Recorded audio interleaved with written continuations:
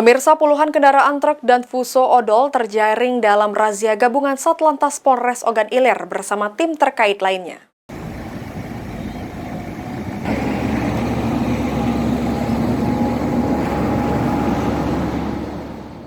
Inilah razia gabungan yang dilakukan Satuan Lalu Lintas Polres Ogan Ilir dan tim gabungan lainnya seperti Dinas Perhubungan dan UPTD Samsat Kabupaten Ogan Ilir yang dilakukan di Terminal Timbangan 32 Indralaya Ogan Ilir.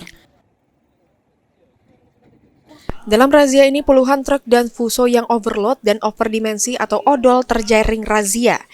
Bahkan truk dan fuso ini tidak dilengkapi dengan syarat surat-surat pengangkutan barang. Kasat Lantas Polres Ogan Ilir AKP Desram Cemi mengatakan, razia gabungan ini dilakukan sebelum datangnya Tahun Baru 2025, sehingga dengan dilakukan razia ini diharapkan dapat mengurangi kepadatan di jalan lintas, serta mengurangi kecelakaan akibat kendaraan odol dan lainnya. Sementara itu, puluhan truk dan kendaraan yang tidak memenuhi syarat jalan ini diberikan tindakan tegas berupa penilangan di tempat.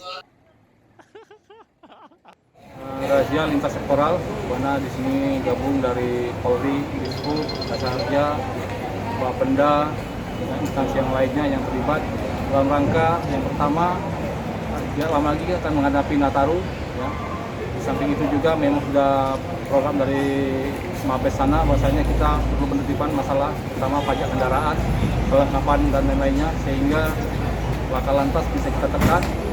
Pelanggaran sekecil apapun juga bisa kita tekan, sehingga Ogan Ilir khususnya untuk Sumatera Selatan tertib lalu lintas dan laka lantas bisa menurun.